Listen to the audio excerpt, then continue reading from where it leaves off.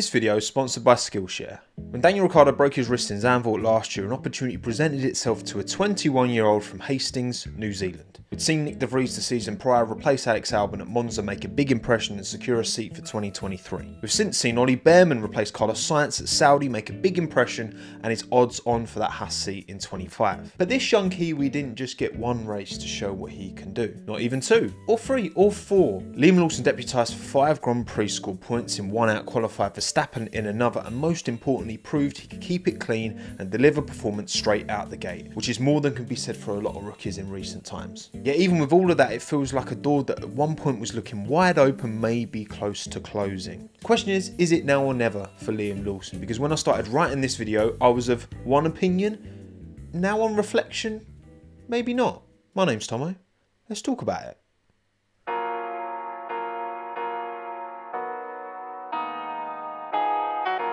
You would think his affiliation to Red Bull, his constant presence in the Racing Bulls garage, right? The only organisation, Red Bull, having 2 teams and therefore 4 seats available. He's young, he's exciting, he's a prospect. You would think odds on he's in the perfect place. However, there are more levels to each of those 4 F1 seats than meet the eye. Max is the best driver in F1 right now. That is the safest seat in the sport for as long as he wants it. Checo has struggled for most of his 3 and a bit seasons in that car, let's be honest. His commercial value makes up for his continuing amount of mistakes and not being able to really back up Max as a second driver in the Constructors right now. And he's got a 1-year extension with an option for a second. I think it's a bit disingenuous to call it a 2-year deal in my opinion. Then at Racing Bulls, you've got Yuki, who's just been extended for 2025. He's driving at a level that I think firmly merits his seat at that team, arguably a shot at the Red Bull seat as well. But also you cannot ignore his Honda backing and the role that has played in getting him to where he is, because Yuki had a very, very wobbly first couple of seasons. And until 2026, when Honda moved to Aston Martin, that is only going to help Yuki's cause at staying within that team and not getting dropped like mid-season next year, for example. And then finally, there is of course Daniel Ricciardo, which is the clear and obvious opportunity, okay? He's not been extended, Yuki has, Daniel has not. There is obviously plenty of time for him to be extended or to not be extended, and the decision to put Daniel Ricciardo in that car, that's something that Red Bull never would have even remotely considered back in the Toro Rosso days, but they're calling this a sister team now, not a junior team anymore. It's a head-to-head between the two of them, surely. The race director knows. The race director absolutely knows. Every time Daniel has a howler, straight on Liam. Now, of course, Liam would have felt he deserved the AlphaTauri seat in 2023 when, of course, Nyck de Vries got the call up. Even more so when that didn't work out and they were like, right, you're out, Nick, we're going to bring someone else in. He's like sitting there, me, hello, me, but Daniel Ricciardo's about, right? He wants to get back into that Red Bull family after a tumultuous time, particularly at McLaren.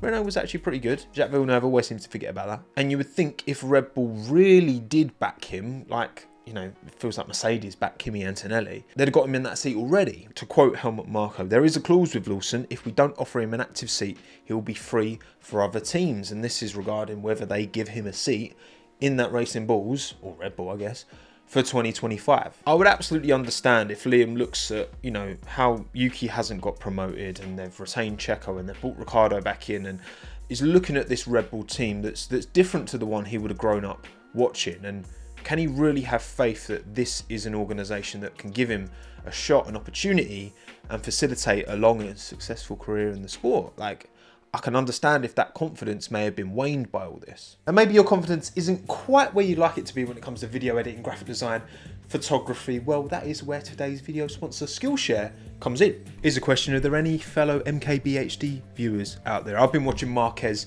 for years, and especially since I started YouTube, he's someone I genuinely really look up to in this kind of creative space. Well, he has his own Skillshare course going step by step through his entire creative process, from researching and writing to shooting and editing. The reviews are overwhelmingly positive. It's not just me, and I would genuinely recommend this to you if you're interested in a career in creative media. And this is just one of tons of courses available on Skillshare, all with completely transparent reviews, so you can see exactly which course is the right one for you. Maybe you want to dabble in some music, cooking, business, marketing. The variety of courses available on Skillshare has you covered. The first 500 people to use the link in my description will receive a 1-month free trial of Skillshare, nothing to lose, so why not get started today? But from Red Bull's point of view, you've got 4 drivers over your 2 teams, and there's only one really who absolutely is a no question. People are still, understandably, I do get it, questioning Yuki Tsunoda, right? Yes, he's form is great at the moment, but he does have a head loss moment in him. He's not been massively consistent over his 4 seasons. They are quite in a vulnerable position. If they are to lose Max Verstappen at Red Bull, their 3 backups are not there. But the longer Liam Lawson does not race in Formula 1, the longer he doesn't get to capitalise on that good faith he built with those 5 race performances last season. Things move quickly, time moves on, and he'll get forgotten about. But when I look at Liam Lawson's career, the thing that impresses me most is consistency. Liam hasn't won a championship since the 2019 Toyota Racing Series, a series that Josh Revel must have stocks in by now. In 2020, he was 5th in Formula 3, took 3 wins, 6 podiums, and would surely have been right in the title fight if not for a string of 3 retirements back to back to back over the Austria and Hungary weekends. Jumping into F2 for 21, this was probably his weakest result, a P9 overall finish. Came up the blocks flying with a Bahrain Sprint season opener win, but only managed 2 additional podiums over the course of the year. 7 DNFs, including a disqualification from the Monaco Sprint that he actually won on track. It was a technical infringement. However, in 2021, it wasn't only Formula 2 that Liam was involving himself in. No, he did some DTM. The jury is very much out as to whether juggling 2 series like that actually hurts your performance in both, but certainly in DTM he brought the smoke. He was actually driving alongside the Lord and Saviour Alex Albon, and Liam objectively did a much better job than Alex. Took the win in the season opener in Monza, scored 10 podiums in 16 races, which is an insane return on your rookie season within a championship like DTM, which is full of experience, right, across the board, experience in these types of cars. Liam's an open wheel racer, jumps into his Ferrari, AF course provided, of course, does bits out the gate, unreal. And look, realistically, Liam should have won this title if he wasn't torpedoed by Kelvin van der Linde at the season finale. He almost certainly would have done so. Actually, shout out Josh again, can you tell he's Kiwi? I'll link the description where he talks all about that season finale in DTM. It's a bit sus how it all went down. All in all, 21 was a great year for Liam, but in 22 he decided to drop the DTM and just focus solely on Formula 2. Now, he did have a worldie at the finale in Yas Marina. Double podium saw him pip Sargent and Iwasa for P3 in the championship. Once again, competitive across the season, but unable to convert the total win. He got 4 race wins, but they're all sprint wins. 10 podiums in 28 races is a pretty good return. Actually, he had a, almost guaranteed P2 in Saudi, taken away from him, feature race P2, but bottled the pit stop basically. But that's motorsport, isn't it? Liam is not the first and is far from the last driver to get unlucky in Formula 2 and lose out on good points. So then for 23, the decision was taken for Liam to move over to Japan and compete in Super Formula. This is a path that Pierre Gasly trod on his way to a Toro Rosso seat in 2017. Well, in 9 events, Liam would take 3 wins and a P2. It was himself, Miata and Najiri all the way, but Liam just came up short by 8 points in the end. And to be fair, Liam probably should have won this one. He kind of threw it away with a big mistake at the penultimate round at Motegi. Dropped it on the AstroTurf, was running P2, fighting with his teammate Najiri. Could have just settled in for a P2 and would have won the championship, but went for it. Massive shunt. Good thing no one was injured, because that was a scary one. Other than that blight on his report card though, pretty flawless from Liam Lawson. Again, in a championship just like DTM, with so many drivers with so much experience, not just of the machinery but of the tracks that they raced on in Japan, Liam came in, took like an insanely talented duck to water. And by some kind of miracle, there were no clashes with the Super Formula calendar, which allowed him to take part in those 5 Grand Prix, replacing Daniel Ricciardo, that slot nicely in between this ridiculously big gap between Motegi and Suzuka the last 2 rounds.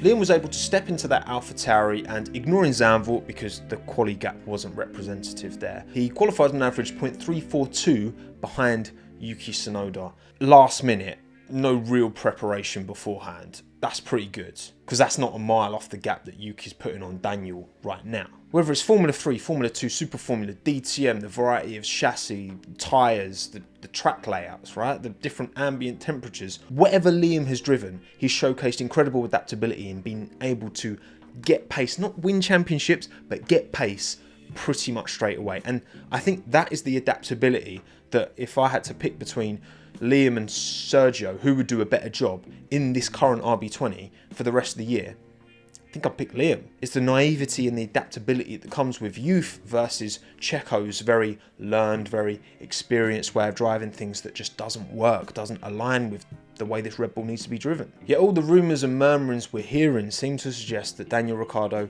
will be retained in that Racing Bulls. Checo has already been extended at that Red Bull, and so has Yuki. The problem for Liam is that timing-wise, it just doesn't seem to be aligning with these other teams. Alpine will probably pick Doohan to replace Ocon, and to be fair, I think they should. He's baked into that team, and even though he hasn't demonstrated that breadth of experience that Liam Lawson has done, I do believe Jack Doohan is actually a pretty underrated driver. He had a fantastic second 2/3 of the year in Formula 2 last year, outscored Porsche and Vesti. Haas looked pretty set on Behrman and Ocon. That seems to be the suggestions that we're hearing at the paddock, and Behrman and Lawson would be two rookies, which the last time Haas tried that, it did not go well. I do think Behrman and Lawson would do a way better job than Schumacher and Mazepin. I don't actually think they're that comparable, but Ocon's experience and quality, yes, I know he's not a great teammate and blah blah blah, he's not very popular, but his quality behind the wheel speaks for itself. Williams are looking pretty set on Sainz. I have talked about how, you know, if Sainz doesn't go through,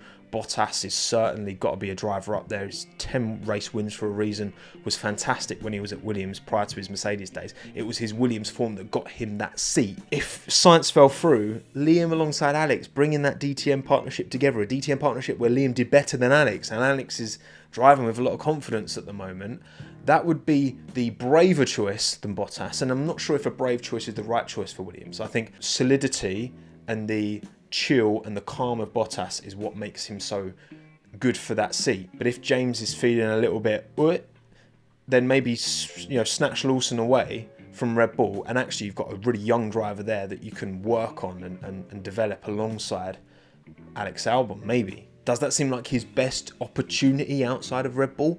Probably. Because the other one's Sauber, and I don't know, do I see them essentially picking Lawson over Bottas? It'd be Lawson v Bottas again for that Sauber seat, certainly, because I just don't see how Joe stays unless he's pulling out some crazy check. But Hulkenberg-Lawson certainly has more potential long-term upside. This only happens if Sainz takes a gap year, Bottas goes to Williams, and then there's a seat available, right? So the question is, what is Liam's best play? Because I do think that Ricciardo will probably just about do enough and have enough of those, oh, he's back moments, combined with his, you know, he's done brand stuff with Visa, Cash Up. We know that he's a big reason why these brands want to come play, because he's such a popular driver. I think he'll do enough. But in 2026, Honda moves to Aston Martin as an engine provider, and that for sure makes Yuki's future at that team questionable. Okay, we know Fernando's signed an extension, we know Lance Stroll is in that seat and feels pretty set, but with Honda coming in, will Lawrence have to finally vacate to accommodate Yuki? I mean, imagine if Lawrence Stroll was to sack Fernando to put Yuki in because of Honda and keep Lance. Twitter would be a nightmare. But either way, however they make it work, however they facilitate it, depending on how much power Honda have, right? They're essentially a manufacturer, so I think quite a lot. That's Yuki out. That's potentially a seat for Liam. And then Daniel Ricciardo, like, I mean, I didn't see him stand at this team for more than a year, and he's going to do 2, probably. Of course, if he doesn't do 2 and he leaves, then Liam gets a seat and we're not having this conversation. But I'm assuming Ricciardo will stay. And then in 26, he'll either replace Checo, or there's no way he's doing a 3rd year at Racing Bulls.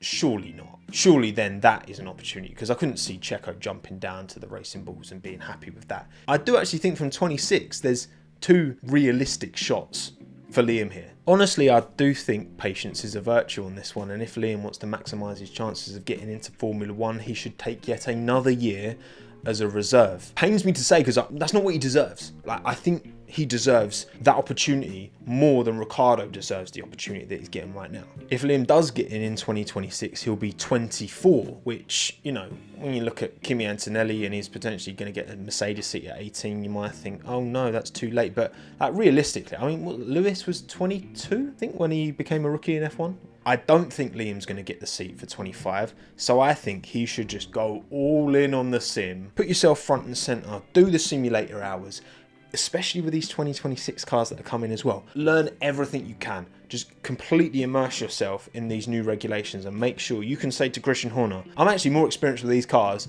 than any of these lot in Formula 1. And in the meantime, I mean, what? On average, we have like 1 driver miss a race per season through illness or whatever. 20% of the grid is Red Bull drivers. Red Bull contracted drivers anyway, so that's a 20% chance Liam gets to reserve at some point for Max, Checo, Yuki or Daniel. And actually, to be fair, I think Liam is being proactive with it. He's a bit of a YouTuber now. He's got his channel. I'll link it below and above. He's doing little vlogs, like building his brand, because the more he can do to put himself in the public eye, and I think, you know, him getting on Netflix and fuming about not getting that seat over Yuki, which I think was, I get it, the more he can build his brand, the more he can get sponsors involved that support him and therefore follow him. I mean, he's got, you know, sponsorship with Rodin out in New Zealand, so that's something. But in terms of big budget, big household name sponsors, that will help his cause, whether it's Red Bull or anywhere else. Thoughts and feelings in the comments below. As always, big up Skillshare for sponsoring this video once again. My name is Tommo. Thanks again. Have a good one. Ta-da.